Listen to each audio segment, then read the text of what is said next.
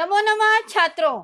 आज विद्यालय से मैं निधि श्रीवास्तव संस्कृत की इस कक्षा में यूपी बोर्ड के कक्षा 10वीं के छात्रों का स्वागत करती हूँ।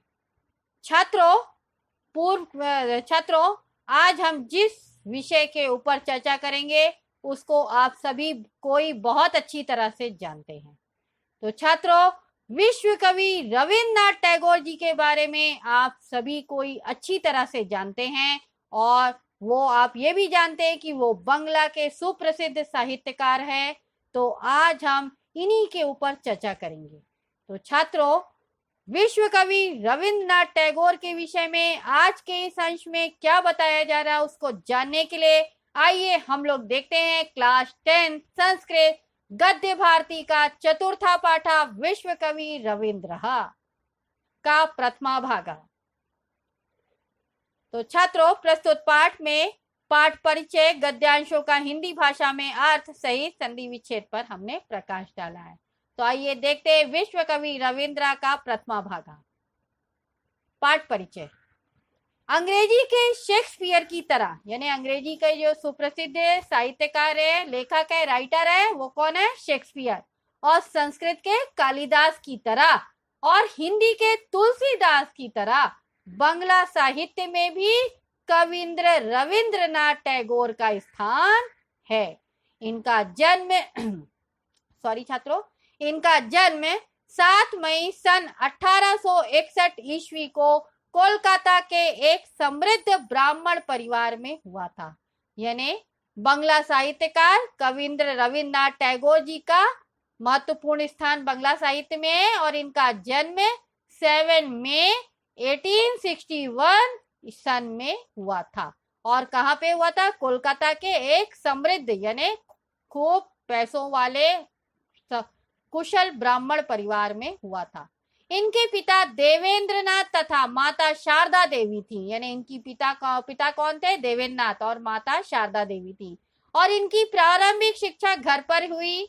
बाल्यकाल से ही इन्हें प्रकृति से प्रेम था। साहित्य और संगीत में भी रविंद्र को बचपन से ही अभिरुचि थी। इन्होंने अनेक कहानियां, कविता, उपन्यास और नाटक लिखे हैं। इनकी प्रसिद्ध रचना कौन सी है? गीतांजलि है, जिसने रविंद्र को विश्व विख्यात नोबेल पुरस्कार से सम्मानित कराया। और गांधी जी ने गुरु का सम्मान देते हैं। यानी हमारे भारत में रविंद्रनाथ टैगोर को गुरु का सम्मान प्राप्त है, इसलिए उन्हें गुरु रविंद्रनाथ टैगोर कहा जाता था। 7 अगस्त 1941 को इनका देहांत हुआ। इन्हें हमारे राष्ट्रगान जन गण मन के रचनाकार होने का भी गौरव प्राप्त है। यानी हमारे जनगण मन का रचनाकार, हमारा जनगण मन क्या है? भारतीय गान है और राष्ट्रगान है। और इसके रचनाकार कौन है? गुरु रविंद्रनाथ टैगोर। तो छात्रों, आइए इन्हीं के बारे में यहाँ पर क्या बताया जा रहा है इस अंश में उसको जानने के लिए आइए हम लोग देखते हैं। आज का गद्यांश है आंग्ल वाङ्मय से लेकर अभवत तक। आंग्ल वाङ्मय, ध्यान से सुनिएगा, बहुत कठिन लिखा है। आंग्ल वाङ्मय काव्य धना शेक्सपियर एवं संस्कृत साहित्य कवि कुल गुरु कालिदास एवं हिंदी साहित्य महाकवि तुलसीदास एवं बंग साहित्य कविंद्रो रविंद्र केना विदितः स्यात्। तो ध्यान से सुनिए। आंग्ल वाङ्मय, आंग्ल यानी अंग्रेजी, वाङ्मय यानी साहित्य, काव्य धना यानी काव्य के धनी कौन थे? शेक्सपियर। तो अंग्रेजी साहित्य में काव्य के धनी शेक्सपियर की तरह, इव यानी के समान या की तरह। संस्कृत साहित्य कवि कुलगुरु कालिदास एवं यानी संस्कृत साहित्य में कवि कुलगुरु कालिदास की तरह। हिंदी साहित्य में महाकवि तुलसीदास की तरह। बंग साहित्य यानी बंगला साहित्य में कविंद्रो रविंद्र, संधि हो रही है, कविंद्र रविंद्र। तो बंगला साहित्य में कविंद्र रविंद्र का केन अविदिति स्यात्, यानी कवियों में श्रेष्ठ रविन्द्रनाथ टैगोर को केन यानी कौन, अविदित स्यात् यानी नहीं जानता है। तो आपको बताया जा रहा है कि अंग्रेजी साहित्य में काव्य के धनी शेक्सपियर की तरह और हिंदी साहित्य में तुलसीदास की तरह, संस्कृत साहित्य में कालिदास की तरह उसी तरह से बंगला साहित्य में कवियों में श्रेष्ठ रविन्द्रनाथ टैगोर को कौन नहीं जानता है। आधुनिक भारतीय शिल्पीषु रविन्द्रस्य स्थानम महत्वपूर्णास्ते, संधि और ये महत्वपूर्णम प्लस आस्ते। आधुनिक भारतीय शिल्पेषु यानी आधुनिक भारतीय शिल्पों में रविंद्र का स्थान महत्वपूर्ण है। इति सर्वे ज्ञायत एव, यानी ऐसा सब लोग जानते हैं। तस्य बहुनी योगदानानि पार्थक्येन वैशिष्ट्यम लभन्ते। तस्य यानी उनके, बहुनी यानी बहुत से, योगदानानि यानी योगदान, पार्थक्य यानी अलग से, वैशिष्ट्यम यानी विशिष्टता, लभन्ते यानी प्राप्त करते। उनके बहुत से योगदान जो है वो अलग से विशिष्टता को प्राप्त करते हैं। न केवलम आध्यात्मिक सांस्कृतिक क्षेत्रेषु तस्य योगदानम महत्वपूर्णम अस्ति तु रचनात्मक साहित्यकारत्यापि तस्य नाम लोकेषु सुविदितम एव सर्वैः।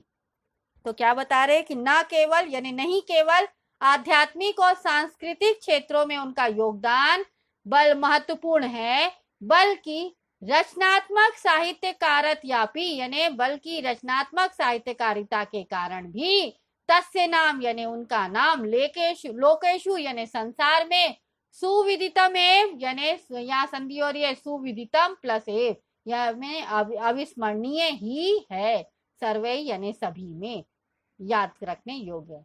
तो उनका सांस्कृतिक क्षेत्र हेडिंग है। तो सांस्कृतिक क्षेत्र में क्या क्या उन्होंने किया उसके बारे में हम लोग जानते हैं। संगीत विधासु नृत्य विधासु च नूतनाम शैलीम प्राकटयत्। संगीत विधासु यानी संगीत का विधाओं में, और नृत्य विधासु यानी नृत्य की विधाओं में, नूतनाम यानी नवीन शैली को, प्राकटयत् यानी प्रकट किया। तो संगीत की विधाओं और नृत्य की विधाओं में उन्होंने नवीन शैली को प्रकट किया। सा शैली रविंद्र संगीत नामना ख्यातिम लभते, और वह नवीन शैली रविंद्र संगीत के नाम से प्रसिद्ध हुई।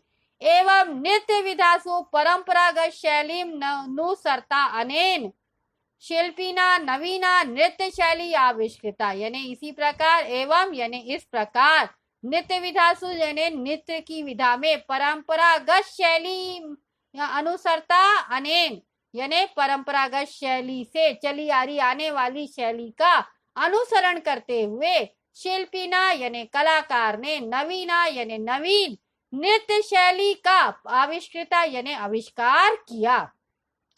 तो इस प्रकार नृत्य की विधाओं का छात्रों में परंपरा से चली आ रही आने वाली शैली का अनुसरण करते हुए कलाकार ने नवीन नृत्य शैली का आविष्कार किया।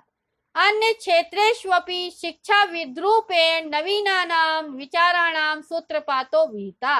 अन्य क्षेत्रेषु अपि में भी संधि हो रही है, अन्य क्षेत्रेषु प्लस अपि यानी दूसरे क्षेत्रों में भी, शिक्षा विद्रूपेण यानी शिक्षाविद के रूप में, नवीनाम विचाराणाम यानी नवीन विचारों का, सूत्रपातो विहिता यानी सूत्रपात प्रारंभ किया।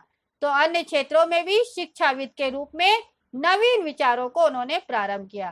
तेषां प्रयोगात्मक विचाराणाम पुंजीभूता निरूपमा प्रसादा विश्व भारती रूपेण सुसज्जित शिरस्का राजते।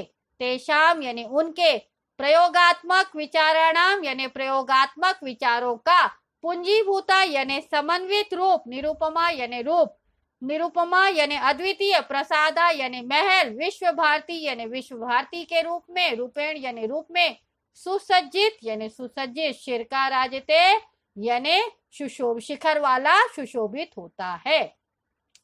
तो उनके जो भी प्रयोगात्मक विचारों का समन्वित रूप था, अद्वितीय महल विश्व भारती के रूप में, सुसज्जित शिखर वाला, सुशोभित होता है। यत्र आश्रम शैलिया नवीन शैलिया साकम समन्वयो वर्तते।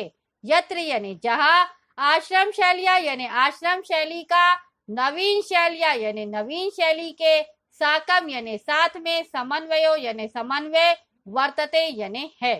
दीनानाम दलित वर्गाणाम दशा सुधारक रूपेणासो अस्माकं भारतीयानां पुरः प्रस्तुतो अभवत्। दीनानाम यानी दीनों, दलित वर्गाणाम एवं दलित वर्गों की, दशा सुधारक यानी दशा सुधार के, रूपेणा यानी रूप में, असो यानी इनका, अस्माकम यानी हमारे, भारतीयानाम यानी भारतीयों के, पुरः यानी सामने, प्रस्तुतो अभवत यानी प्रस्तुत है। तो दीनों एवं दलित वर्गों की दशा सुधारक के रूप में वह भारतीयों के सामने प्रस्तुत हुए।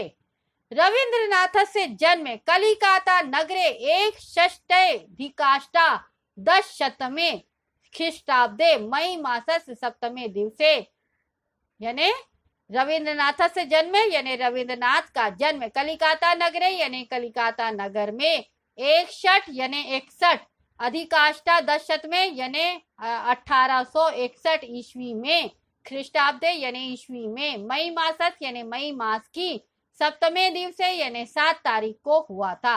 तो रविन्द्रनाथ का जन्म कलकत्ता नगर में 1861 ईस्वी में मई मास की 7 तारीख को हुआ था। तो छात्रों, इसी के साथ यह अंश यहाँ पर समाप्त होता है। आज के इस अंश में आपने विश्व कवि रविन्द्रनाथ टैगोर के विषय में, उनके साहित्यिक रचनाओं के विषय में, साहित्यिक क्षेत्र के विषय में जाना और समझा और उनका जन्म के विषय में जाना। तो छात्रों, आज के इस अंश में अगर आपको कोई भी डाउट है तो आप आश विद्यालय के ऐप्स को लाइक करके क्वेरी में जाकर अपना डाउट पूछ सकते हैं। मैं आपका जवाब जल्द से जल्द दूंगी। तब तक के लिए धन्यवाद छात्रों। नमो नमः।